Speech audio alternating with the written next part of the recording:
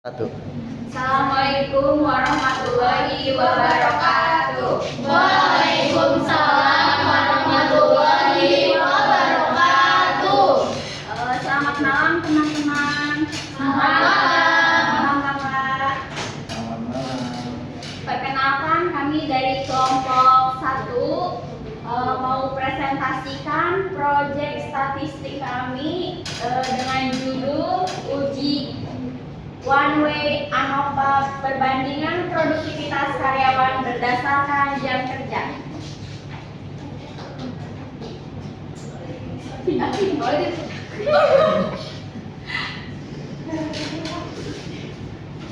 Apa itu uji ANOVA? Uji ANOVA adalah analisis of varian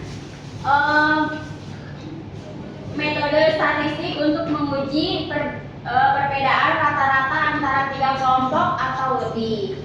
Tujuan dari studi ini atau analisis kami yaitu untuk menguji apakah perbedaan signifikan produktivitas karyawan berdasarkan jam kerja mereka atau suatu perusahaan.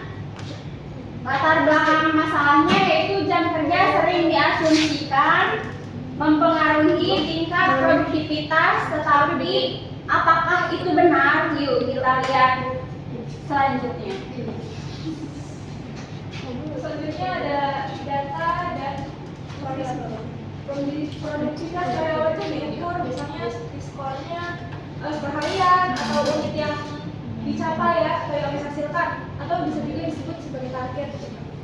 Di sini kita pakai jam kerja dikelompokkan menjadi ada 3 ya. Kita pakai kelompok A itu jam kerjanya pendek 6 jam, kelompok B itu jam kerjanya 8 jam, serta yang terakhir kelompok C itu jam kerja panjang ya, itu 12 jam. Long time. Terus variabel independennya itu kita pakainya jam kerja, lalu variabel dependennya itu produktivitas karyawan.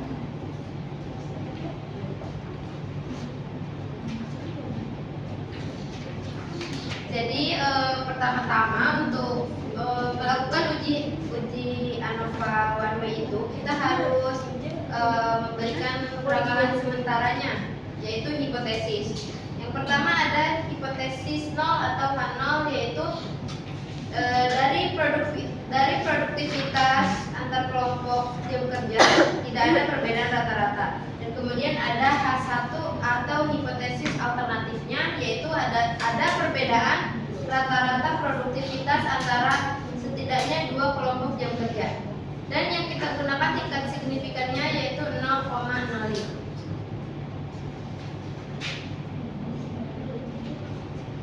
Nah, di sini ada data analisis uji ANOVA satu arah atau one way. Langkah-langkahnya yang pertama kita menghitung rata-rata ada variansi untuk masing-masing kelompok. Yang kedua, hitung nilai F statistik dibagi menjadi antara kelompok dalam kelompok. Terus yang ketiga, membandingkan nilai F dengan F kritis atau menggunakan nilai F untuk keputusan. Jadi di sini ada pengerjaan secara konvensional atau manualnya ya teman-teman untuk uji ANOVA One Way. Yang pertama yang tadi disebutkan yaitu menentukan rata-rata setiap kelompok. Di mana ada yang pertama itu ada jam kerja 6 jam disimbolkan dengan XA. Kita hitung dulu rata-rata XA-nya atau X bar A-nya. Tadi dari datanya di kelompok jam kerja 6 jam itu ada produktivitasnya ada 45, 50, 47, 48 dan 43. Semuanya ditambahkan kemudian dibagi 5. Kenapa 5? Karena datanya ada 5. Hasilnya ada 46,6. Untuk seterusnya juga sama, ditambahkan dulu baru dibagi dengan banyaknya data. Kemudian ada menentukan rata-rata total atau X bar T, di mana tadi hasil dari rata-rata tiap kelompok itu ditambahkan kemudian dijumlahkan. Jika nilainya seperti ini 59,93, kita bulatkan saja menjadi 60. Kemudian menghitung sum of square between atau SSB. Ada rumusnya itu SSB NA. N itu banyaknya data ya teman-teman dari tadi perkelompok dari perkelompok tadi jam kerja itu ada 5. Kemudian X bar itu tadi rata-rata tiap kelompok ya. Kemudian dikurangi dengan rata-rata total dan dipakatkan. Di sini contohnya 5 yang tadi data perkelompoknya, kemudian dikali rata-rata tiap kelompok, yaitu kita hitung dulu ini yang kelompok A ya. Ada 46,6, kemudian dikurangi 60 dari rata-rata total dan kita pangkatkan. Hasilnya dari perkalian tersebut dan sudah dipangkatkan yaitu 179,56. Kemudian nanti dikali lagi dengan 5 yang tadi banyak datanya jadi 897,8. Seterusnya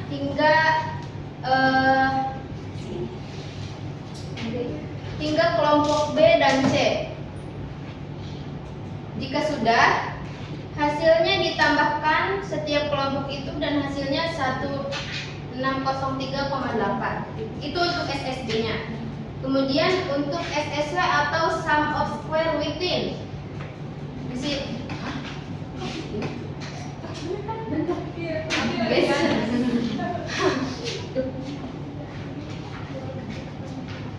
ada rumusnya itu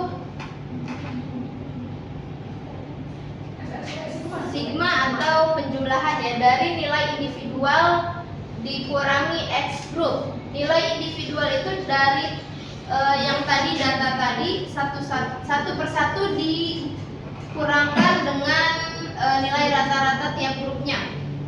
Contohnya ini untuk SSW yang kelompok A. Tadi yang pertama datanya ada 45 dan hasil dari rata-rata kelompok A itu 46,6. Kemudian dikurangkan dan dipangkatkan, hasilnya 2,56. Kemudian seterusnya sampai 5 data yang tadi. Jika sudah dikurangkan dan dipangkatkan, kemudian ditambahkan dan hasilnya 29,2. Untuk kelompok B dan C juga sama. Untuk kelompok B hasilnya 29,2 sama seperti kelompok A, dan kelompok C hasilnya 32,8. Kemudian kita menghitung derajat kebebasannya atau DF. DF ini ada 2, DFB dan DFV. DFB itu yang between dan DFV itu yang within. Untuk rumus DFB, K dikurangi 1. K itu apa? K itu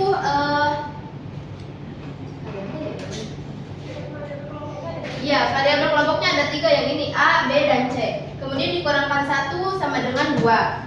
Dan DFV itu N. N itu banyaknya data dari 3 kelompok tersebut. Tadi kan per kelompoknya 5 dikali 3 jadi 15 dan dikurangi K yang tadi jumlah variabelnya ada 3 jadi sama dengan 12. Kemudian menghitung mean square atau MS. Ada 2 juga ya teman-teman, ada MSB dan MSW. Rumusnya SSB dikurangi DFB. Yang tadi SSB-nya 1603,8 dibagi 2. Hasilnya 801,9. Yang kedua MSW itu rumusnya SSW dibagi DFW, yaitu 91,2 untuk SSW dan dibagi 12 untuk DFW-nya, hasilnya 7,6. Untuk menghitung F value-nya yaitu MSB dibagi MSW. Tadi hasil MSB-nya 801,9 dibagi 7,6, hasilnya 105,51. Untuk membandingkan F hitung dan F kritis ya, kita ini menghitung nilai kritisnya dari tabel distribution ya. Tadi A-nya kita pakai yang 0,05. DFB-nya tadi hasilnya 2 dan DFV hasilnya 12. Di sini kita lihat ada tabelnya, di mana DFB itu 2 yang di atas dan DFV yang di pinggirnya. Hasilnya ditarik garis lurus di sini ya. Hasilnya 3,89. Jadi nilai statistik atau nilai hitung yaitu 105,51 lebih besar dari nilai Britishnya yaitu yang tadi 3,89. Berarti ada perbedaan produktivitas kerja antara jam 6, jam 8, dan 12 jam. Jadi kesimpulannya, nilai P yang sangat kecil yaitu kurang dari 0,05 menunjukkan bahwa perbedaan dalam produktivitas antara kelompok jam kerja yang berbeda adalah signifikan secara statistik. Oleh karena itu, hipotesis nol bahwa tidak ada perbedaan ditolak. Terima kasih.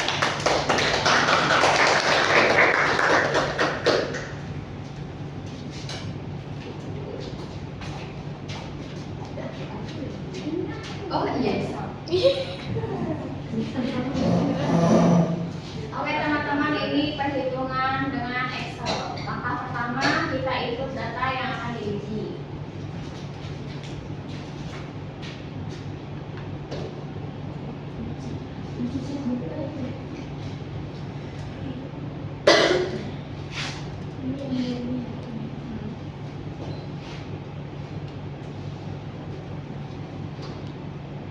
Nah ini udah ada data kelompoknya. 6 jam, 8 jam, 12 jam. Yang pertama, langkah pertama ini di blok semua. Terus masuk ke data dan di pojok kanan ada data analisis. Nah, sudah muncul kayak gini, pilih ANOVA single factor. Nah, ini di blok lagi, di input rank-nya. Ini di blok semua ya, teman-teman. Terus di checklist label inversion row. Alpanya 0,5, 0,05. Terus output optionnya yaitu kita pilih output range. Nah, sudah, terus masuk ke sini ya, kolom ini nih teman-teman.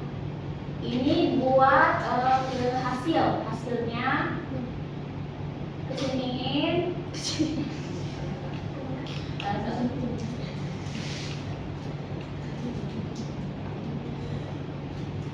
Ini buat hasilnya. Klik di mana aja, masuk lagi ke sini, dan oke. Nah, ini hasilnya ya teman-teman. Nilai DF-nya sama ya, 2 dan 12 kayak di PPT tadi.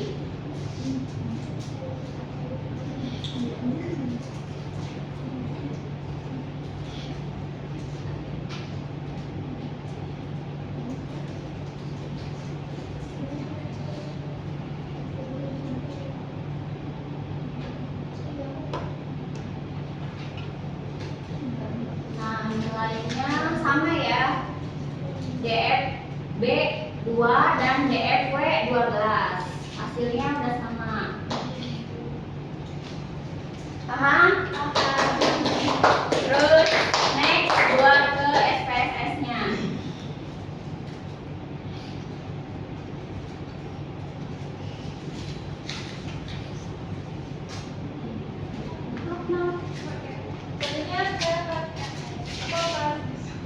Menjelaskan tentang langkah-langkah perhitungan menggunakan SPSS ya.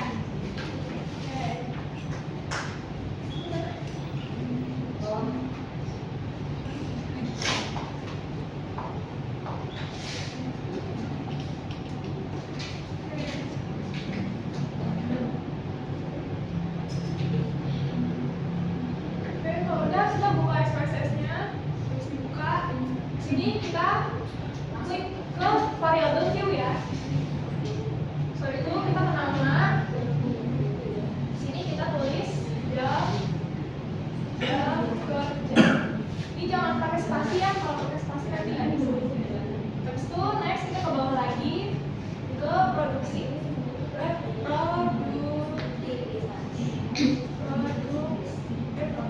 Produktivitas. Nah, sudah kita ke type nih. Type-nya kita numerik ya, pastikan harus numerik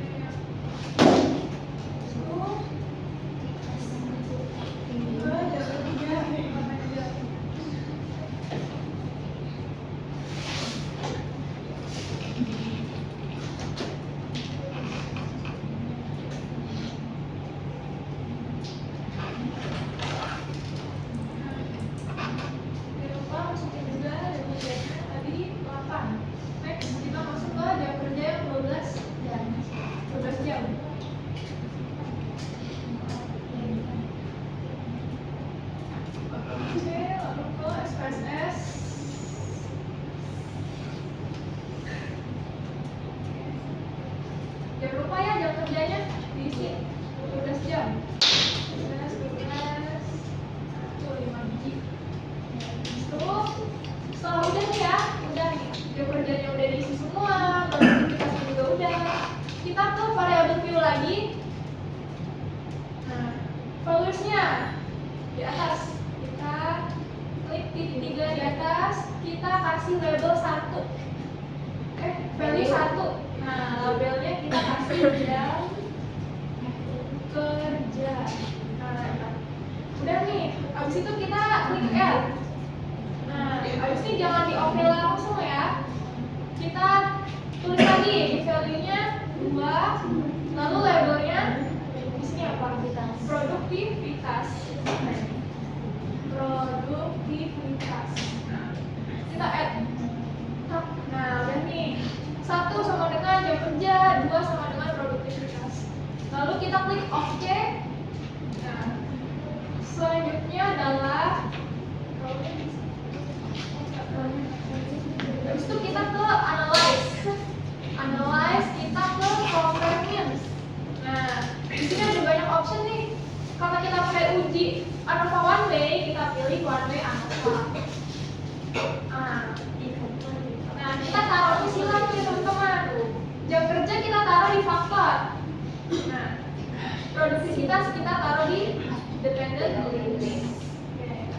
Setelah itu kita ke post hoc. Kita ke post hoc, lalu pilih pada equal variances ASO. Kita pilih option cookie. Nah, setelah itu kita ke bawah pada non hipotesis test. Kita pilih option specific the significance level alpha for the post hoc test. Levelnya itu 0,05 ya, jangan lupa kita pakainya 0,05. Setelah itu, setelah semuanya udah, cookie-nya udah, terus resipinya udah, signifikansinya udah, kita ke continue. Nah, setelah itu kita klik oke. Nah, muncul nih di sini teman-teman, ada ANOVA. Nah, kita lihat ya, DF-nya 2. Nah, terus ini 12. Sama nggak? Sudah sama. Sama. Oh iya sama. Nah, di post hoc testnya juga nih. Nah, perbandingan antar jam kerja di sini. Jam 6 jam kerja dibandingkan sama jam 8, jam 6 dibandingkan sama jam 12. Nah, padahal kan di sini perbedaannya kan ya. Lalu di homogeneous subset di sini produktivitas. Nah, tiap jam kerja ini punya subset punya yang berbeda ya. Ininya yang kerjanya 6 jam itu 46,60. Terus yang jam kerjanya 60,40. Terus yang 12 jam itu 71,80. Nah, baik itu teman-teman, udah jadi deh. Sekian dari saya.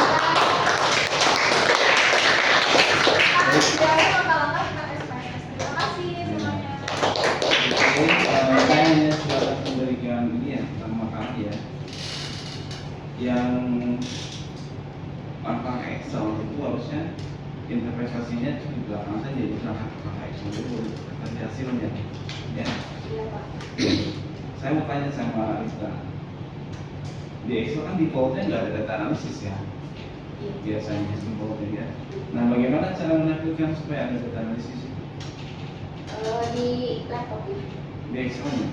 Di app. App-nya makanya gimana?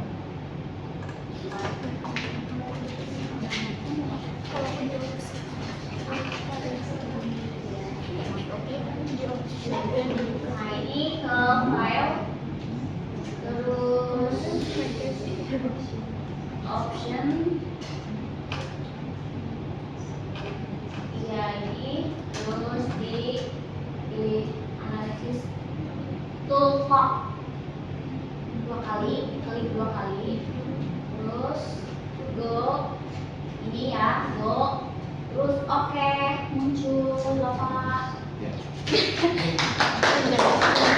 lalu berikutnya masukkan lagi nih ya untuk daftar pustaka.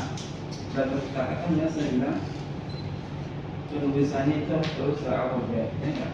Nah ini di sini ada nama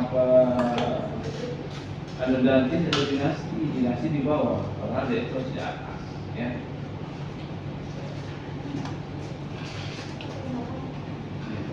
Kalau untuk hasil outputnya antara Excel, SPS sama konvensional itu sesuai ya. Ya. Jadi makalahnya itu kemudian juga tabel distribusi harusnya ada tabelnya. Lakukan tabelnya biar kalau ini kembalikan lagi ke tabel distribution. Mana tabelnya nggak ada? Cukup. Terima kasih. Closing statement. Oke teman-teman, sekian dari presentasi kami tentang proyek statistik uji ANOVA. Kurang lebihnya kami mohon maaf. Di sini juga kami belajar ya, sama-sama buat belajar. Yang tadinya nggak tahu cara Excel buat uji ANOVA, terus SPSS. Kalau manual kan emang udah biasa ya, udah belajar sama Bapak. Nah, kita di sini belajar untuk cara Excelnya, PSS-nya, jadi bisa kan. Terima kasih. Assalamualaikum warahmatullahi wabarakatuh. Waalaikumsalam.